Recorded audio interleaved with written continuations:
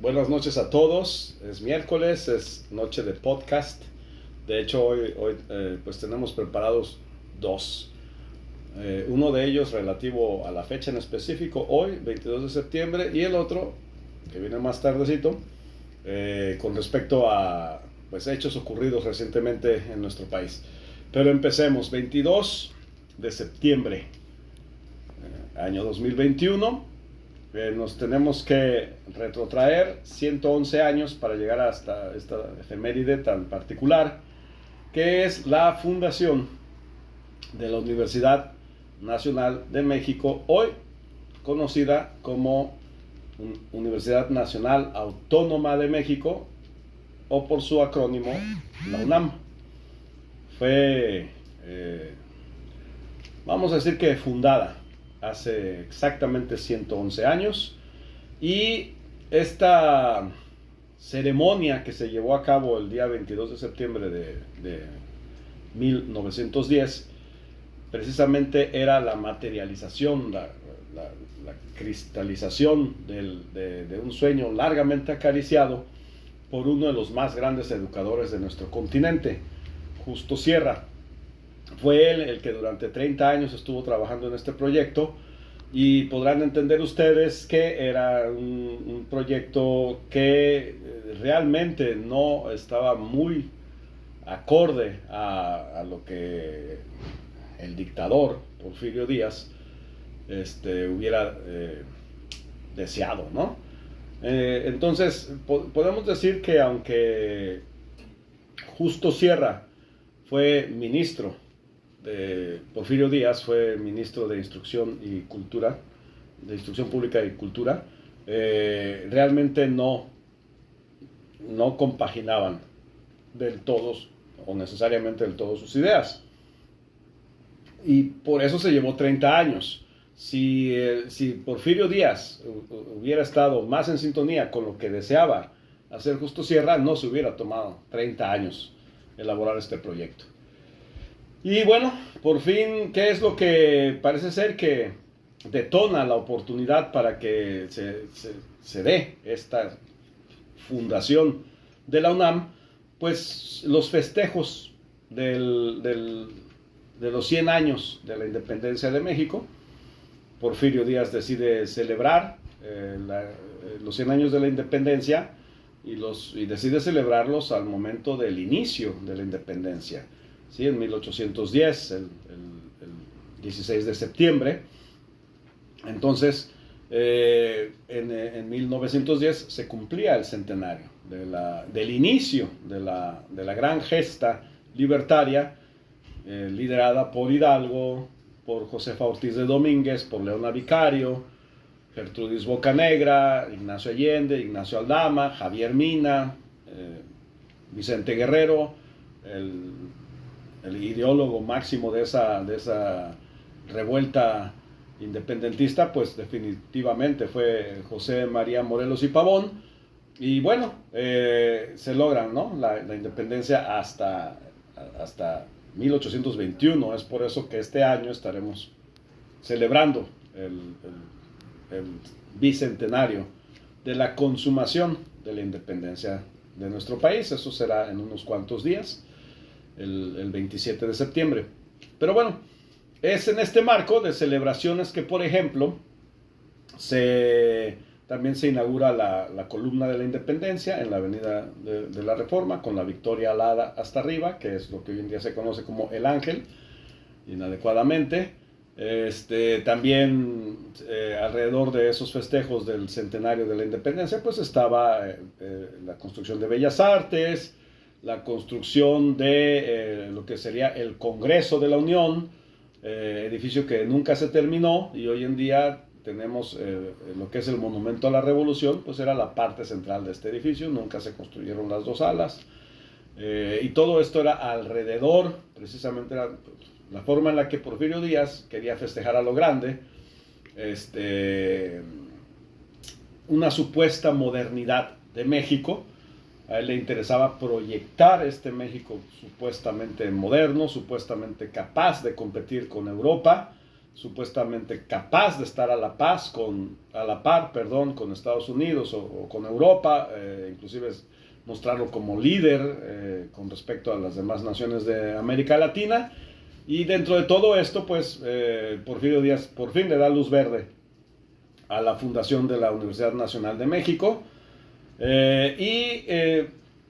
Justo Sierra, quien recordemos era un joven que estaba de joven, estuvo muy compaginado con lo que fue la lucha, lo que se denomina hoy en día en el argot de la política actual en nuestro país, se denominaría la 2T, o sea, todo lo que fue la reforma.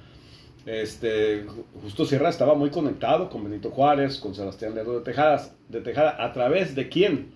Pues precisamente a través de la figura de quien sería el primer rector de la Universidad Nacional de México, que fue su maestro en el Colegio de San Ildefonso, y que precisamente lo defendió, a Justo Sierra lo defendió durante el imperio de Maximiliano. Justo Sierra en el Colegio de San Ildefonso dedicó una poesía a la República, y el ministro de Relaciones Exteriores, que estaba ahí presente en el Colegio de San Ildefonso ese día, pues exigió la expulsión inmediata de Justo Sierra del Colegio de San Ildefonso, y salió a su defensa de Justo Sierra, precisamente su maestro y mentor. Así podemos entender la relación que tenían estos dos personajes históricos, y entender entonces por qué, al momento de que definitivamente se va a llevar a cabo la fundación de la Universidad Nacional de México, Justo Sierra elige a su maestro y a su mentor, el doctor Joaquín Eguía Liz, un personaje histórico muy importante para México, que sin embargo fue borrado de la historia. Hoy en día, si ustedes preguntan a cualquier persona egresada de la UNAM, o a cualquier persona que diga que sabe de historia, o que sabe de la historia de la educación, en específico la historia de la educación en nuestro país, si ustedes preguntan así en una plática normal, o están en una fiesta, o en una conferencia, donde ustedes quieran, le preguntan a esta persona quién fue el primer rector de la UNAM, y esta persona lo más seguro es que no sepa qué responder, que su cerebro esté buscando una respuesta, y que al final de cuentas diga José Vasconcelos, porque esa es precisamente la respuesta que nos programó José Vasconcelos a través de la Secretaría de Educación Pública. Es la que nos programó a todos los mexicanos, y es la que dicen la mayoría, pero son historiadores serios los que saben que realmente no fue José Vasconcelos el primer rector de la UNAM. El primer rector de la Universidad Nacional de México fue el doctor Joaquín Eguía Liz, doctor en Derecho, profesor de Derecho Canónico, de Derecho Romano. Participó en el equipo de trabajo que creó el primer Código Civil. Entonces no era cualquier persona. Como les digo, ¿no? Fue maestro y mentor de Justo Sierra, pero también fue maestro y mentor de muchos otros, para bien o para mal, personajes de nuestra historia. Para bien o para mal, porque muchos de ellos pues desarrollaron ya sus carreras ya profesionales durante la dictadura de Porfirio Díaz. Uno de ellos, por ejemplo, Yves Limantour, ¿sí? Él también fue alumno y discípulo de el doctor Joaquín Eguía Liz. ¿Y por qué estoy mencionando todo esto? Bueno, fue borrado de la historia, entonces este podcast pasa también por ser un rescate histórico. Y cuando es elegido para ser el primer rector de la UNAM, de hecho se gana una de las primeras grandes batallas del siglo XX, ¿ya? Bueno, ¿sí? En lo que respecta a la educación. ¿Por qué? Bueno, Justo Sierra, a lo largo de estos 30 años de estar planeando la universidad, Justo Sierra había optado por lo que sería una educación tipo positivista, ¿no? Las ideas de Auguste Comte estaban muy firmes, tanto en Europa como aquí en México. Aquí en México, Auguste Comte tenía su base de fanáticos, ¿no? Gabino Barreda, entre otros. Gavino Barreda fue el creador de la escuela preparatoria. Y otro discípulo de Comte aquí en México era un tipo bastante nefasto que se llamaba Ezequiel Chávez. Pues bien, los rectores de las universidades estadounidenses estuvieron tratando de convencer a Justo Sierra de que el primer rector de la UNAM fuese este señor Ezequiel Chávez. Pero resulta ser que Justo Sierra ya había empezado a abandonar esta cuestión del positivismo. Ya las ideas de Auguste Comte y de Gavino Barreda no le parecían del todo lo que él quería para lo que sería la Universidad Nacional de México, y entonces opta por recurrir a su antiguo maestro, que creía más en una educación universalista, una educación humanista, que a la fecha es lo que define a la UNAM. Esa fue la primera gran batalla. Si no queremos ni imaginarnos qué hubiera sido, ¿no?, si la Universidad Nacional de México hubiera terminado en manos de los estadounidenses y en manos de los positivistas. Y eso, pues ahí le dejo de tarea a quienes visiten San Ildefonso. Se preguntarán entonces por qué el doctor Joaquín Eguía Liz no es mencionado en ninguno de los paneles informativos que están en las paredes de San Ildefonso, pero sí están mencionados Gavino Barreda y Ezequiel Chávez. Ahí se los dejo de tarea, para que vean a qué punto se necesita el rescate histórico. Bien, ¿cuál es otro factor que debemos de tomar en cuenta para dimensionar a este personaje, al doctor Joaquín Eguía Liz? Bueno, el hecho de que se haya echado a andar la UNAM, la Universidad Nacional de México, ya como tal, ¿sí? El 10 de septiembre de 1910, justo 2 meses antes del estallido del siguiente gran movimiento, o sea, la 3T, que fue la Revolución Mexicana. Imagínense, echar a andar una escuela de instrucción superior como la Universidad Nacional de México, y que 2 meses después estalle una revolución. En manos de cualquier otra persona, esa institución hubiera desaparecido. Porque ante tantos ires y venires, que si sale Porfirio Díaz, que si llega Francisco I. Madero, que tampoco estaba muy contento con esta opción que había tomado la Universidad Nacional de México, junto con Porfirio Díaz se va Justo Sierra. Francisco I. Madero no está muy convencido de la Universidad Nacional de México, entonces el doctor Joaquín Eguía Liz tiene que defender a la universidad frente al propio Francisco I. Madero, y luego viene un momento todavía peor en la historia de México, que es la Decena Trágica y la dictadura de Victoriano Huerta. En todo esto estuvo presente el doctor Joaquín Eguía Liz al frente de esta institución, y fue tan cohesionante el trabajo que llevó a cabo que no sucumbió. La institución sobrevivió a la etapa más dura y difícil de la revolución, y el gran hecho del gran trabajo que realizó el doctor Joaquín Eguía Liz es que hoy esa institución esté cumpliendo 111 años de existencia. ¿Sí? Cuando los 3 primeros años fueron tan difíciles, tan complicados, hubo la persona que tuvo la capacidad de hacer que ese barco, ese buque insignia de la educación, no solamente en México, sino en América Latina, continuara navegando en las aguas de la incertidumbre. Ese es el capitán que estaba al timón, para que se den una idea. Otro punto también que tiene que ver con la historia de la UNAM y cómo fue sacrificado este personaje, cómo fue ocultado de la historia de México, es el hecho de la autonomía. Hay quienes gustan decir que toda la cuestión de la autonomía vino hasta por ahí de 1929, y Gómez Morín y quién sabe qué tantas cosas le adjudican a quién sabe cuántas personas el tema de la autonomía, y resulta que pues no es cierto.